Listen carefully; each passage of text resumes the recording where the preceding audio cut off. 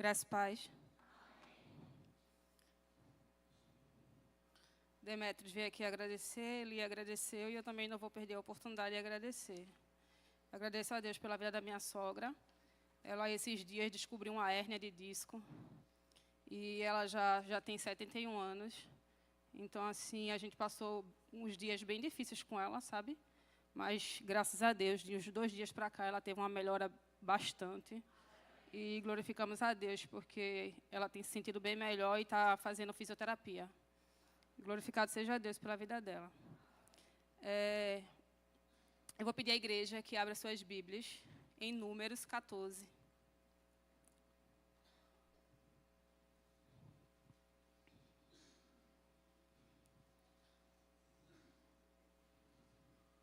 A gente vai ler do 13 ao 19.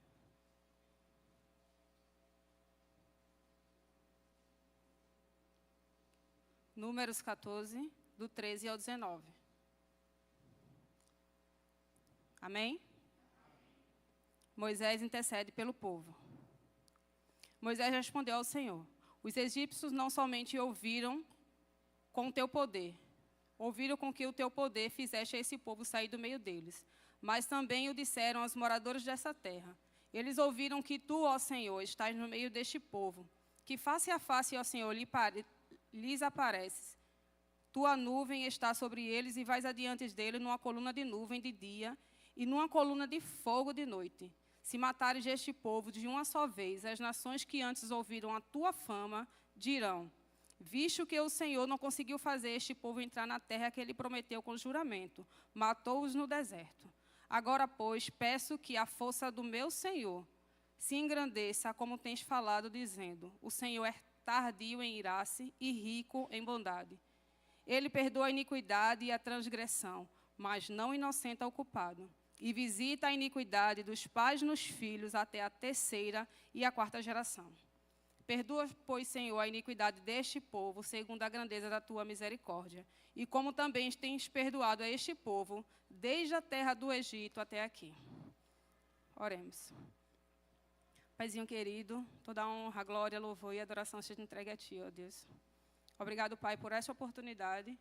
Obrigado porque a tua misericórdia tem sido sobre as nossas vidas, Pai.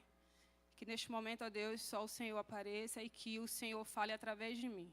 Que eu não falo nada de mim mesmo, ó Deus, mas que o teu Santo Espírito, ó Deus, possa falar. Perdoa os meus pecados e me usa para a glória do teu nome. No nome de Jesus, amém.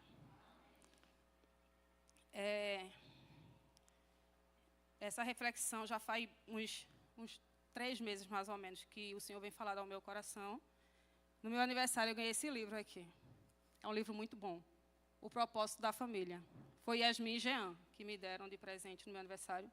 É um livro muito bom e, através desse livro, Deus tem falado muito ao meu coração. E essa leitura que a gente fez é uma intercessão de Moisés pelo povo. Porque o povo... Eu lembro que quando a gente começava a estudar a libertação do povo do Egito, desde a igrejinha lá em cima, quando a gente foi estudar a primeira vez na escola dominical, aí Júnior dizia: não gosto dessa história. Ó povo mal criado, ó povo mal agradecido, não gosto dessa história. Até hoje o Júnior fala. Sempre que a gente vai estudar, ele dizia: eu não gosto dessa história, porque Deus fazia tanto e o povo era mal agradecido. Só que esse povo é semelhante a nós, né? Se parece muito conosco. E essa passagem que a gente leu fala da história de Moisés, porque o povo ele começou a blasfemar e a reclamar. E teve uma hora que Deus se cansou mesmo e quis matar. Mas antes de a gente chegar nessa passagem, eu queria contar uma experiência minha, da minha adolescência. Sobre desobediência, tá? Eu sei que os jovens daqui, os adolescentes daqui, jamais vão fazer isso e glorifico a Deus por isso. Mas os mais antigos lembram, que moravam aqui no córrego, que o córrego não era calçado. E a avenida era bem larga, né? E era estrada de barro.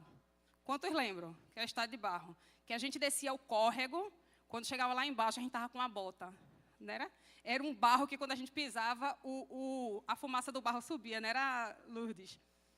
E eu gostava de fazer uma coisa, que eu falei para poucas pessoas, eu vou falar para a igreja, que menina não fazia, quem fazia mais era menino. Mas como eu vivia em rua, não era o tempo de hoje, que a gente só vive em casa, criança em casa, eu vivia o dia todo na rua. Porque antigamente não era a violência que tinha hoje. Então eu gostava de pegar bigu. Eu pegava bigu, parece até mentira, eu pegava bigu. Mas eu pegava bigu na minha rua. Antigamente o povo não tinha carro, a comunidade era muito humilde. Então, da rua que eu moro para trás, só quem tinha carro era o pai de Davi, que era taxista. E Mano, era outro vizinho. E da nossa rua para baixo é um irmão que mora aqui perto desse segundo chafariz, que também era taxista. Então, pouquíssimas pessoas tinham carro, as ruas eram largas, não é como era hoje, era estrada de barro. E aí, eu lembro que nesse dia, alguém falou para minha mãe que eu pegava bigu. Aí minha mãe disse, se você fizer isso de novo, eu vou dar uma pisa. Aí eu disse, não, mãe, não vou fazer mais, não.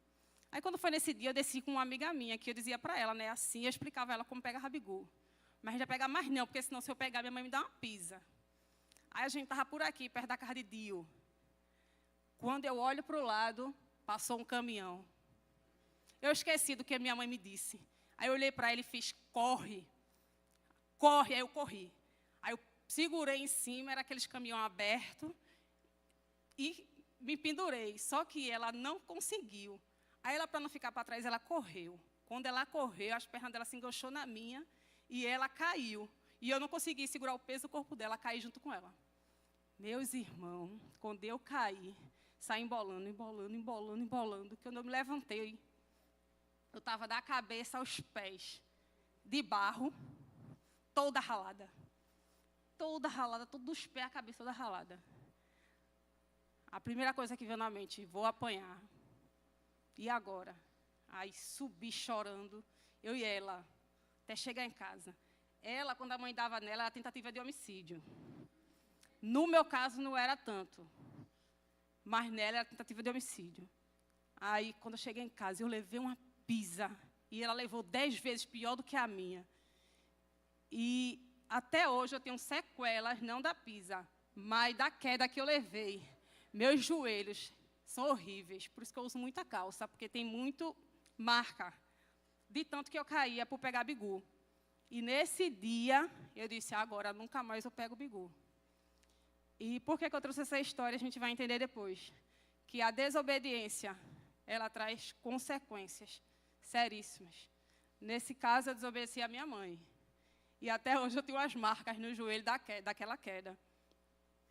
E a pisa que eu levei, eu desisti de pegar bigu, até porque eu já estava ficando mocinha e não valia mais a pena. Quer dizer, nunca valeu.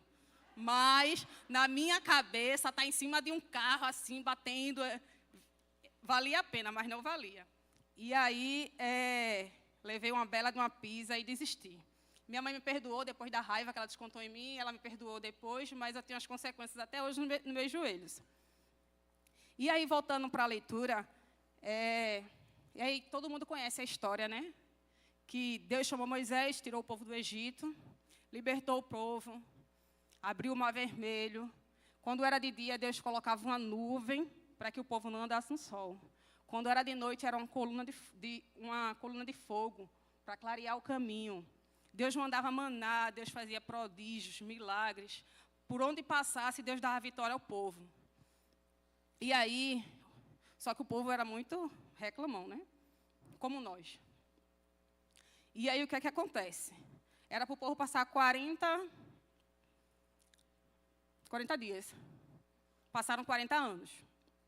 E aí, quando chega na Terra Prometida, que não entrou, e aí Moisés mandou os espias para ver a Terra Prometida. E a gente sabe da história que foram alguns homens ver a Terra Prometida, e entre eles foi Caleb.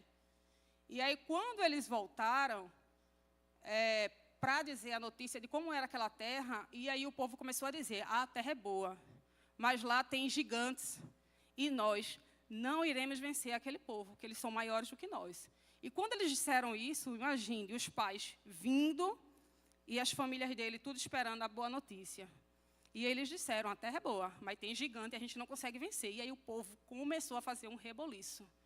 E começou a reclamar, reclamar, reclamar, reclamar. E aí começou a dizer, saímos do Egito para morrer no deserto, Deus tirou a gente de lá para morrer aqui. E aí, vamos levantar outro líder e vamos voltar para o deserto, para o Egito, porque para morrer no deserto, é melhor morrer lá. E aí, Caleb pediu para que eles se calassem e disse, não, a terra é muito boa, lá tem gigantes, mas com Deus a gente consegue vencer. E aí a gente vê algo tão interessante, eles estavam no mesmo lugar, eles viram as mesmas coisas, mas eles tiveram perspectivas diferentes, né? O grupo disse assim, o grupo maior disse assim, a gente não consegue vencer, porque lá tem gigantes. E Caleb disse assim, não, o nosso Deus está conosco, a gente vence. E Deus ficou, naquela hora, assim, revoltados com ele, porque, diante de tudo que Deus fez com aquele povo, e eles começaram a blasfemar e a ser ingratos. Acontece conosco às vezes. Quando a gente abençoa alguém, ou quando a gente, exemplo, faz questão de dar um presente a alguém, e a gente percebe que a pessoa não gostou e foi ingrato, com o esforço da gente, a gente não fica triste, né? E imagine Deus, diante de tantos anos, abençoando um povo, fazendo o povo prosperar, fazendo tantas vitórias, prodígios, milagres, e de repente o povo começa a dizer que para que Deus trouxe a gente aqui, para morrer aqui, esquecer daqui. E muitas vezes acontece com a gente também. A gente muitas vezes é muito ingrato em relação a Deus. Deus tem nos abençoado tanto, e quando chega um problema, a gente esquece tudo que Deus fez pela gente, e a gente começa a reclamar. E aí Deus quis matar o povo. E Deus diz assim, no capítulo 14, 11, diz assim, o Senhor disse a Moisés, até quando este povo me provocará e até quando não crerá em mim, apesar de todos os sinais que fiz no meio deles? Vou feri-lo com pestilência e deserdá-lo, e farei de você povo maior e mais forte do que este. E aí Deus quis mesmo destruir o povo. E, na verdade, eles mereciam. Mas Deus quis destruí-lo, e Moisés foi quando entra a mensagem, a leitura que a gente fez. Moisés intercede pelo povo. E aí Moisés começa a dizer, não, Senhor, não faz isso. Porque se o Senhor destruí-los, o que é que os outros povos vão dizer? Que o Senhor não conseguiu dar conta. Que o Senhor trouxe esse povo para cá para morrer. Que o Senhor não conseguiu ajudá-los, e o Senhor os destruiu. Não faz isso não, tem misericórdia, o Senhor é misericordioso, a tua bondade não tem fim. E Moisés começou a interceder pelo povo. E aí, Deus tem misericórdia do povo e decide não destruí-los. Aí Deus diz, não vou destruí-los, mas a consequência dos pecados deles, eles colherão. E aí, no versículo 20, do versículo 20 até o 24, diz assim, o Senhor respondeu, conforme você me pediu, eu perdoei. Porém, tão certo como eu vivo, e como toda a terra se encherá da glória do Senhor, nenhum dos homens que viram a minha glória e os prodígios que fiz no Egito e no deserto, e mesmo assim me puseram à prova já 10 vezes, e não obedeceram a minha voz. Nenhum deles verá a terra que com juramento prometi a seus pais. Sim, nenhum daqueles que me desprezaram a verá. Porém, o meu servo Caleb, visto que nele houve outro espírito e perseverou em seguir-me, eu o farei entrar na terra que espiou, e a sua descendência a possuirá. E aí a gente percebe que a gente, como pais, erros que a gente comete, as consequências dele não vêm só sobre as nossas vidas, mas sobre as nossas famílias. Quem espiou a terra não foi, provavelmente ali tinha muitas mulheres e crianças, é provável, com certeza. Quem foi espiar a terra foi os homens. E eles voltaram com uma perspectiva ruim da terra. E por causa disso, o povo começou a blasfemar. E aí todos eles, ninguém entrou na terra prometida. Porque Deus disse, só quem vai entrar é Caleb. Ele soube ser grato, ele perseverou, ele não reclamou. Então, as bênçãos que veio sobre a vida de Caleb veio sobre a família dele, e toda a descendência de Caleb herdou a terra. Então, pensando nisso, quanto vale a gente, muitas vezes, errar, pecar e fazer coisas sem pensar, né? Depois que a gente vira pai e mãe, até quando a gente vai comprar uma coisa, a gente pensa assim, pelo menos, a gente é assim, vai ser bom para a família, vai ser bom para a gente, né? A mesma coisa são as consequências. Nós somos falhos, somos humanos, somos pecadores e temos tentações. Mas se todas as vezes que a gente pensa em fazer alguma coisa, se a gente pudesse pensar assim, onde será que a consequência dos meus erros vai chegar? O que os meus filhos sofrerão com isso? E se a gente pudesse, Deus pudesse mostrar numa tela assim, tudo que iria acontecer mais na frente, eu tenho certeza que a maioria de nós não fazia. Então, a consequência do erro deles fez com que toda a família deles não entrasse na terra prometida. Eles andaram tanto, percorreram tanto, lutaram tanto, para no final eles desistirem, não acreditar no Deus que tinha sido com ele em todos os momentos. E aí, por esse motivo, e porque eles blasfemaram e não acreditaram em Deus, eles não entraram na terra prometida. E aí, Deus perdoou? Deus perdoou. Mas a consequência dos erros deles, eles colheram. E eu não sei quantos já assistiram o filme O Todo-Poderoso. Tem uma cena nesse filme muito interessante. Tem um cara que ele quer ser Deus por um dia, Jim Carrey, eu acho que ele é bem engraçado. E Morgan Freeman, que é o que faz o papel de Deus. Inclusive, Deus é negro nesse filme. E aí, Deus aparece para ele e leva ele numa sala branca, que dá a entender que é uma parte do céu. Que é bem branca mesmo. E aí, ele começa a andar, Deus começa a andar com ele olhando, só que não tem nada. Nada, só é branco. Só que no meio da sala tem tipo uma gaveta daquelas de escritório, que quando você abre, ou de hospital, que quando você abre tem várias pastas. Aí ele puxa, ele pergunta para Deus, o que é isso? Aí ele não responde. Aí ele abre. Quando ele abre, a gaveta joga ele para bem longe, ele fica agarrado na gaveta e a gaveta vai-se embora, abrindo. Bem longe. Aí quando ele chega lá no final, aí Deus faz. Aí a gaveta volta, cheia de pastas. E aí quando chega, ele pergunta assim para Deus, mas o que é isso? Lógico que é um filme, tá, gente? Mas que a gente pode tirar uma aprendizagem bem legal. E ele pergunta para Deus, o que é isso? E Deus diz assim, isso aí são sonhos, projetos, histórias de vitória que o meu povo iria alcançar. Que os filhos de Deus iriam alcançar, o meu povo mesmo. Mas eles desistiram quando estavam bem pertinho. Está tudo guardado aqui nas gavetas. E você, naquela hora do filme, você passa assim, eu disse, rapaz, se tivesse um armário desse no céu, seria muito maior do que mostrou nesse filme, porque muitos de nós desistimos por pouco e decidimos fazer coisas erradas, e quando a nossa vitória está bem pertinho, a gente desiste. E aí a gente deixa de alcançar a bênção. E aí tem outra história, lá em 2 Samuel, quem quiser abrir, pode ficar à vontade.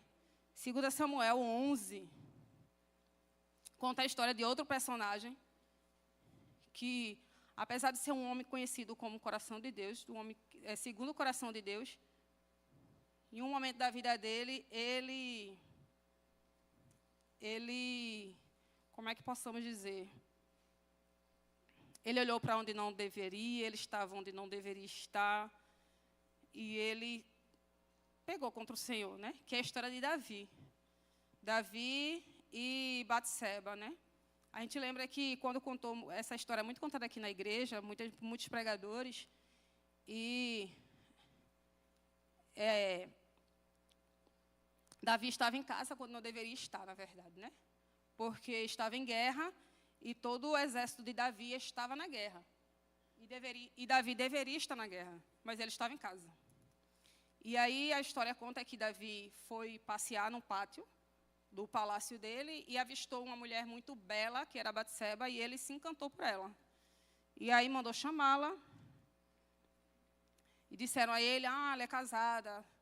E mesmo assim ele mandou chamar, possuiu ela, e aí depois soube que ela estava grávida, e aí mandou chamar o esposo dela, trazer ele da batalha, que era Urias, e fazer com que ele fosse para casa. Lá em Salmo 42, 7, a parte A, diz assim, um abismo chama outro abismo. E aí Davi teve relações com uma mulher que não era dele, ele podia ter todas as mulheres que ele quisesse, mas ele quis a mulher que não o pertencia a outro homem.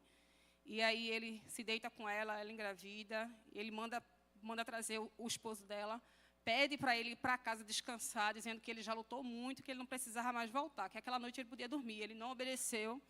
E aí Davi disse assim, leva ele de volta, coloca ele de frente, e quando vocês seguirem, recua para ele morrer. E aí ele morre, ele toma Batseba, casa com ela, e aí é quando Deus envia Natã, o profeta Natã, para ir na casa dele e conversar com ele, né? Porque Davi achou que estava tudo bem, que o pecado dele ninguém estava vendo. Na verdade, ninguém viu, mas Deus viu. E esse é o mal, nosso mal. A gente se preocupa com as pessoas e não com Deus, que é aquele que tem o poder de nos salvar e de nos condenar. O homem não. E a gente se preocupa muito com o irmão, com o vizinho, ou com qualquer pessoa que seja, ou com o que falam, com outras coisas, mas a gente deveria se importar com Deus e não com pessoas. E aí, o profeta fala para Davi do pecado dele, e ele pensou que ia sair ileso, né? E aí Natã começa a conversar com ele, dizendo que tinha uma história, e explicou tudo o que aconteceu, e foi quando a ficha dele caiu. Dizendo que ele era o culpado, porque ele tinha traído, que ele tinha ficado com uma mulher que não era dele. Começou a contar a história de um bezerro, foi de uma vaca, que o vizinho tinha só um, e mesmo assim pegaram do vizinho e sacrificaram, e ele ficou revoltado, mas não sabia ele que o homem era ele. E aí Natã disse, esse homem é você. Você pegou a mulher que não era sua, você se deitou com ela, engravidou, matou o esposo dela, porque quem matou foi Davi. Se ele mandou colocar de frente, foi ele que como é que se diz? Ele que ajudou, ele que mandou. E aí a Bíblia diz que um abismo chama outro abismo. Do mesmo jeito é nas nossas vidas. Quem nunca fez algo errado e com medo de que alguém descobrisse, a gente cometeu outro erro para encobrir um erro. E muitas vezes a gente comete um terceiro erro para encobrir o segundo e o primeiro erro. Sabendo que isso é assim, isso é um abismo. Um chama o outro, não tem fim. E aí foi o que Davi fez. E aí quando Natã chega para Davi, explica toda a situação, que Davi cai em si, que aquele homem era ele. E Davi era um homem conhecido segundo o coração de Deus. Mas ele era homem, falho, e mesmo assim ele fez isso. E aí o que é que acontece? Davi se arrepende, mas Natã diz para ele tudo o que vai acontecer. Aí ora com ele, e Deus perdoa ele, mas diz assim, eu perdoo. Mas as consequências do que ele fez, ele vai colher. E para Davi foi seríssimo. Quando eu entrei na igreja, eu não gostava muito da história de Davi, não. Porque eu achava que ele foi um pai muito, como é que se diz? Omisso. Essa é a palavra certa. Um pai muito omisso. Mas, independente de que se ele fosse um pai melhor, tudo que aconteceu iria acontecer pelo pecado que ele cometeu logo no início. Então, Deus disse que a espada não sairia mais da casa dele, porque pelo que ele fez com Urias, e que Deus ia fazer ele passar vergonha, que alguém iria tomar o trono dele, ia deitar com as mulheres dele, ia dar a outros homens em praça pública, e que isso pelo pecado que ele cometeu. Aí Deus disse assim, eu te perdoo, Davi, você está perdoado. E quando Deus perdoou ele, Davi escreveu até o Salmo 51, que pedindo misericórdia a Deus, e é um salmo de arrependimento mesmo. Davi realmente se arrependeu. Se arrepender não é chorar, não, é mudança. Porque muitas vezes a gente chora quando a gente faz alguma coisa errada, porque a gente, naquele momento, poxa, não era para ter feito, e pensa ali no que pode acontecer, e a gente chora, e depois a gente torna a fazer. Então, isso não é arrependimento. E Davi realmente se arrependeu. E aí ele escreve o Salmo 51, que é um salmo de arrependimento. Eu quero ler esse salmo para vocês. Não precisa, se vocês não quiserem, não precisa. Mas antes de ler o salmo, eu quero ler Samuel, 2 Samuel 12, o 11 diz assim, a partir do 11. Assim diz o Senhor, eis que farei com que de sua própria casa, falando para Davi, né? Assim diz o Senhor, eis que farei com que de sua própria casa venha o mal sobre você. Tomarei as suas mulheres à sua própria vista e as darei a outro homem, que se deitará com elas em plena luz do dia.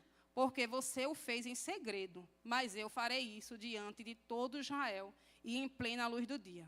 Então Davi disse a Natã: pequei contra o Senhor. E Natã respondeu: também o Senhor perdoou o seu pecado. Você não morrerá, mas porque com isto você deu motivo a que os inimigos do Senhor blasfemassem. Também o filho que lhe nasceu morrerá. Então Natã foi embora para sua casa.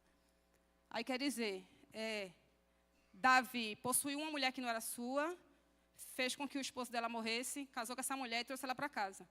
E achou que estava tudo bom. E aí, as consequências veio depois.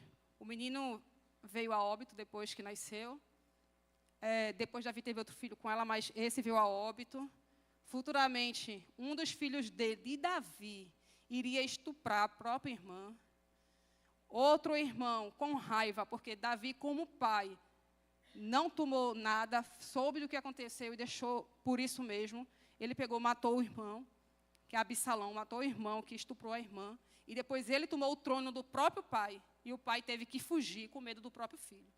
E o próprio filho dele tomou as mulheres dele e deu a outros para se deitar em praças públicas, fazendo com que as mulheres passassem por vergonha. Mas tudo isso aconteceu pelo pecado que Davi cometeu. E, contando essa história, eu lembro que, assim, a gente como família, como pai e mãe, as coisas que a gente comete, mesmo escondidos, que para os homens não está vendo diante de Deus, a gente sofrerá as consequências. Virá de alguma forma ou de outra. Porque a gente precisa colher o que a gente planta. Porque se a gente não colher, a gente continua fazendo. E a gente, às vezes, muitas vezes, faz colhendo. Imagina se a gente não colhesse. Então, vale muito a pena a gente ser fiel ao Senhor. E dizer assim, eu não quero. Eu prefiro não fazer. Eu prefiro deixar passar. Eu prefiro, não é para mim, eu prefiro Deus, porque a gente pensa que a resposta dos nossos erros não chega, mas uma hora vai chegar. Então, melhor é ser fiel ao Senhor, porque mais o Senhor tem para nos dar. E eu lembro que o exemplo ele é muito interessante, né? Davi fez tudo isso e veio tudo isso na família dele. Ele, bem dizer, destruiu a família dele por causa do pecado que ele cometeu. E eu lembro que quando eu era adolescente, para você ver como a influência dos pais ele é muito grande na vida dos filhos. Eu lembro quando eu era adolescente, eu nunca quis casar. Nunca. Eu odiava essa história de casamento. Odiava. Por quê? Porque eu via a relação do meu pai com a minha mãe dentro de casa, então eu odiava. E meus irmãos, todos os meus irmãos casaram e se separaram. Aí eu disse, esse negócio não presta não. Aí eu dizia, eu quero nada. Olha qual era o meu sonho. O meu sonho não, o meu objetivo. Vou estudar, naquela época, vou concluir meus estudos, vou arrumar um bom emprego, vou adotar uma criança e vou ser mãe solo. Vai ser eu e o bebê viajando pelo mundo, Vê que ideia? Aí, porque perspectiva de casamento para mim era zero, pelas influências que eu tinha dentro de casa, né? E aí o tempo foi passando, e fiz 18 anos, aceitei Jesus, conheci João, que já, na verdade, a gente já se conhecia desde criança, né? Mas a gente se conheceu de uma forma diferente. E aí a gente casou muito cedo. E aí, mas para você ver, como a influência dos pais e dos maiores dentro de casa ela é tão grande. Eu tomava assim um exemplo dos meus pais e dos meus irmãos, e dizia assim, eu nunca vou querer casar. Para casar assim, para ver assim. E, graças a Deus, a gente casou. A gente vai fazer 20 anos de casado. Dia 22, a gente faz 20 anos de casado. E a gente nunca brigou na frente de Noemi. Ela está ali. Nunca. Ela e Bia nunca presenciou uma discussão nossa. Aí você acha que a gente nunca discutiu? A gente discutiu. Quer dizer, eu discuto com ele, fica calado. Que é o que mata, né? Que a gente quer que eles falem, mas eles não falam. Eu sempre discutia com ele, mas ele ficava calado. Ele disse, eu nunca briguei com ela que briga comigo. A gente nunca dormiu separado. Mesmo com raiva, tinha que ficar ali, aturando. a gente também nunca dormiu separado. A não ser que quando ele viaja, mas em casa a gente nunca dormiu separado. Então, se as minhas filhas não quiserem casar, é por causa delas mesmas, mas por mau testemunho, não. E eu lembro que Oli, eu disse assim, Oli, eu ficava no pé dela para ela casar, né? Aí ela dizia, tia, eu só quero casar se meu marido for igual ao meu tio. Então, assim, eu glorifico a Deus quanto o exemplo ele mostra como a gente, do mesmo jeito que a gente pode passar bons exemplos nos nossos filhos, da mesma forma, os maus exemplos que a gente faz, os erros que a gente comete, pode trazer consequências graves para a vida dos nossos filhos. Em Miqueias 7:19 diz assim, ele voltará a ter compaixão de nós, pisará aos pés as nossas iniquidades e lançará todos os nossos pecados nas profundezas do mar. Apesar de ser quem somos, apesar de cometermos pecados e sermos falhos, e de muitas vezes optar por qualquer outra coisa ao invés do Senhor, mesmo assim o Senhor está disposto a nos perdoar, a nos purificar, a nos aceitar de volta e a nos usarmos no reino dEle. Eu queria ler só um textinho aqui desse livro. Tem uma parte que diz assim, é melhor não pecar do que errar e ser restaurado, pois o perdão divino restaura a nossa comunhão com o Senhor, mas não anula as consequências que inevitavelmente virão a se manifestar. Então, assim, o Senhor perdoa. E glória a Deus, porque o Senhor perdoa, porque a gente não é digno de perdão. Mas o Senhor nos perdoa, porque Ele nos ama. Mas as consequências dos nossos erros, eles vêm. E o bom é que a gente tenha maturidade para não errar novamente. E em outra fala assim, todo pecado, mesmo perdoado por Deus, deixa consequências. Sempre haverá a colheita daquilo que plantamos. O perdão divino remove a culpa, mas as consequências certamente se manifestarão, ainda que aplacadas pela misericórdia divina. Todo cristão precisa entender a questão das consequências do pecado, especialmente antes de decidir transgredir a vontade de Deus. Então, que o Senhor nos ajude, nos dê discernimento, nos dê sabedoria, para que quando o pecado chegar, a gente dizer não. Para que quando as dificuldades chegar, eu sei que é difícil, eu sei que muita gente passa por muitos problemas, todos nós passamos, a gente tem vivido dias bem difíceis. Mas independente do que possa acontecer, se a gente ficar perto do Senhor, o Senhor nos abençoará. E nós conseguiremos vencer todas as batalhas com o Senhor do nosso lado, amém? Que Deus nos abençoe, que o Senhor continue a falar nos nossos corações sempre, nos ajudar a continuar firme e não desistir, porque o nosso trabalho não é para homem, é para o Senhor. E aquele que trabalha para o Senhor não trabalha em vão. Que Deus nos abençoe.